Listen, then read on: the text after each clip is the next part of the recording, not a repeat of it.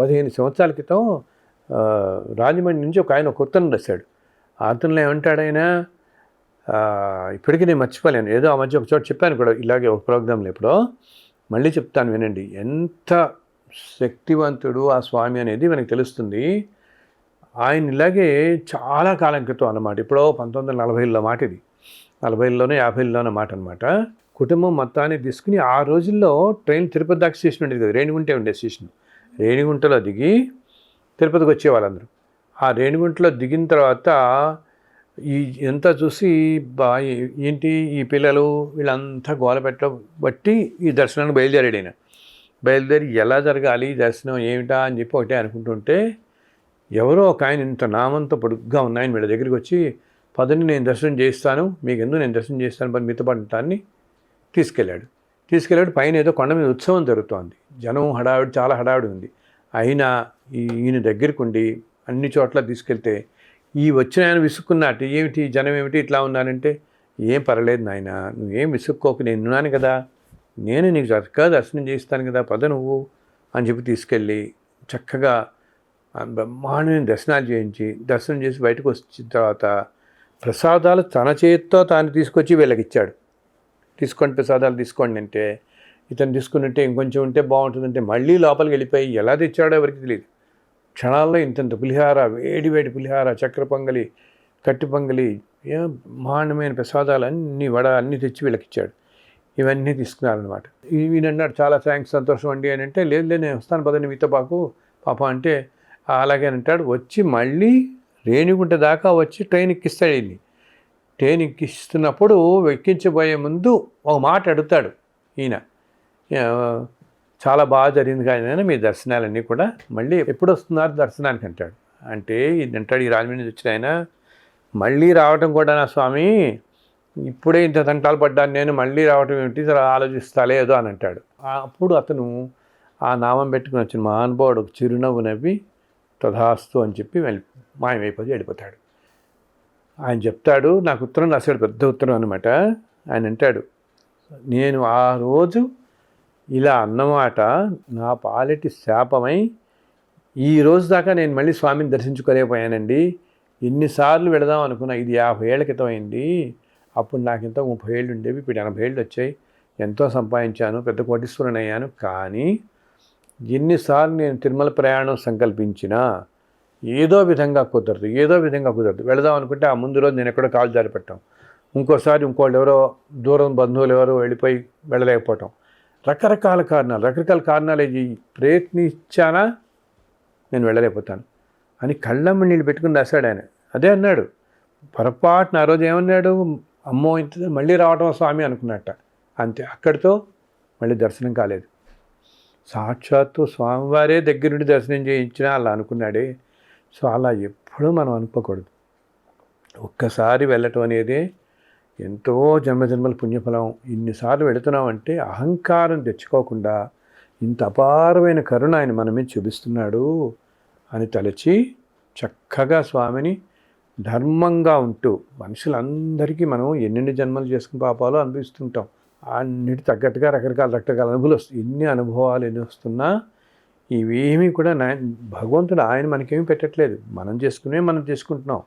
అయితే ఆయన నమ్ముకున్నందుకు ఆయన ఏం చేస్తాడు, చక్కగా మనకి శక్తిని ఇస్తాడు. ఇవి తట్టుకునే శక్తి ఇచ్చి, అయ్యో పాపం వీడు ధర్మ మార్గంలో వెళుతున్నాడు అని చెప్పి మంచి శక్తిని ఇచ్చి, అలాగే మీకు ఒక మంచి గురువుని కూడా చూపిస్తాడు. భగవంతుడు మంచి గురువుని చూపిస్తాడు. అన్ని రూపాలు ఆయనవే. అందుకని అంటాడు భగవంతుడు, ఆయన నేను నీకు ఆ గురువు రూపంలో నీకు ఇస్తున్నాను, ఆయన సేవించు, ఆయన చెప్పిన మాట విను, అప్పుడు మనకి నమ్మకం కదా, మానవులందరికీ మన నమ్మకం కలుగుతుంది కదా. అటువంటి సద్గురువుని కూడా ఆ పరమేశ్వరుడు మనకి ప్రసాదిస్తాడు.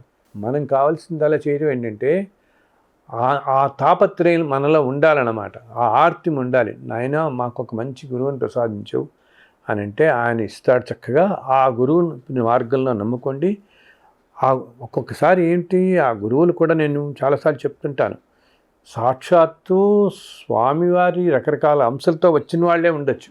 అది ఈరోజు మనం గ్రహించలేకపోవచ్చు. ఆళ్వార్ల గురించి చెప్పుకుంటున్నాం, అన్నమయ్య గురించి చెప్పుకుంటాం కదా. ఆళ్వార్లు ఏమిటి, ఆళ్వార్లందరూ స్వామివారి అనేక అంశాలతో వచ్చిన వారు స్వామి ఆయుధాలు, శంఖం, చక్రము, గద, మళ్ళీ ఏంటి శ్రీవత్ససం, ఇలా రకరకాల అంశాలతో వచ్చిన వాళ్ళే ఆళ్వార్లందరూ. సో ఆళ్వార్లు ఈ భూమి మీద సంచరించిన వాళ్ళే. మనమనటి దాకా మనకు తెలుసు, ఇన్ని ప్రబంధాలు రాశారు వాళ్ళు స్వామిని కీర్తిస్తూ. ఆళ్వార్లు ఉన్న కాలంలో వారిని ఇంత మహనీయులుగా స్తుతించిన వాళ్ళు, నమ్మిన వాళ్ళు, దర్శించిన వాళ్ళు, గ్రహించిన వాళ్ళు అతి తక్కువ మంది కదా.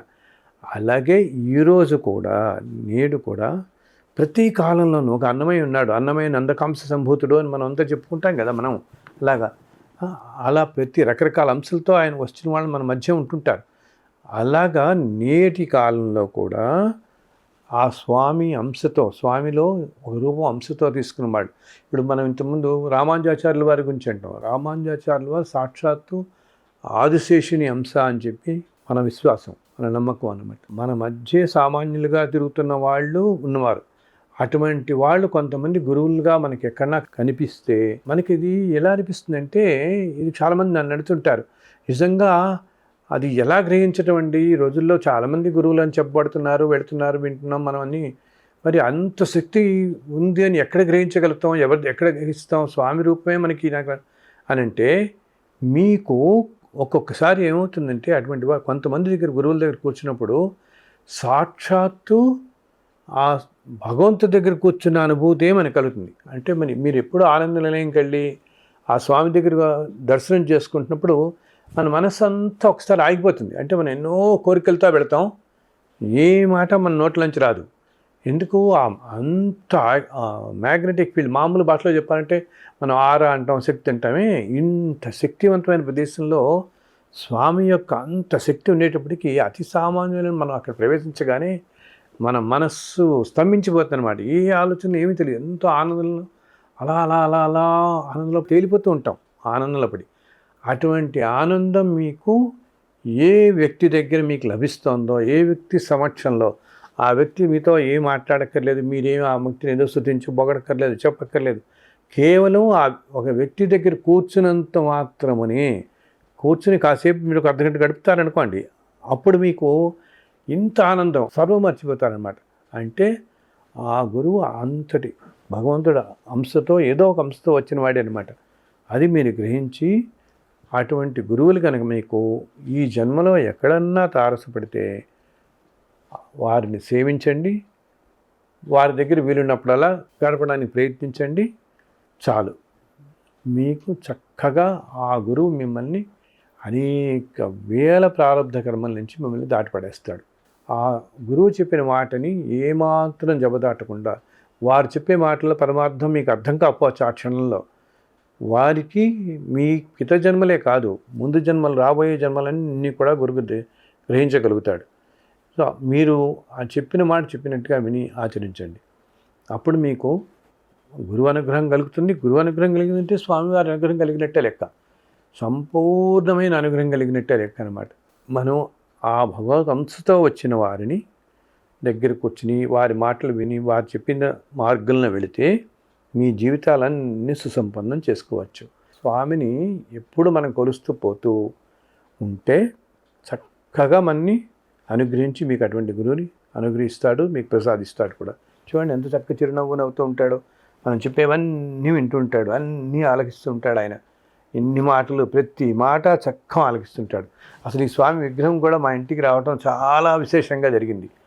ఆ రోజుల్లో మనకు ఒక 20 సంవత్సరాల క్రితం డ్వాక్రా బజార్లని ఉండేవి. నన్ను చాలామంది మా ఇంటికి వచ్చిన వాళ్ళు అడుగుతుంటారు, ఎంతో కళగా ఉన్నారు, స్వామివారు ఎలా వచ్చారండి, ఎక్కడదండి విగ్రహం, ఇది ఇలా పట్టుకుని ఉంటారు అన్నమాట. ఇది ఏమన్నా మెటల్ బరువు లేకపోతే చెక్కదా, ఇట్లా అడుగుతుంటారు వీళ్ళు పట్టుకున్నప్పుడు. నేను చెప్తుంటాను ఎలా అని, ఒక 20 సంవత్సరాల క్రితం ఆ డ్వాక్రా బజార్లోనే అవుతుండేవి ఆ రోజుల్లో. మేము ఒకసారి ఆ పబ్లిక్ గార్డెన్స్లో డ్వాక్రా బజార్లో వెళ్తుంటే అలా నడుస్తున్నాం, వెళ్తుంటే ఒక చోట మాకు ఈ విగ్రహం కనిపించుకొని ఎంతో అద్భుతంగా ఉండి అలా నుంచుండిపోయాం అనమాట. ఇంకా అసలు వెళ్ళబుద్ధి కావట్లేదు. ఇంతలో అక్కడ ఆ షాప్లో ఉంటారు కదా, అతను వచ్చి మమ్మల్ని అడిగాడు, ఏం స్వామి విగ్రహం కావాలా మీకు ఏంటని అడిగాడు. అంటే అదే అండి అనుకుంటున్నాం, చాలా అద్భుతంగా ఉన్నాడు అన్నాడు.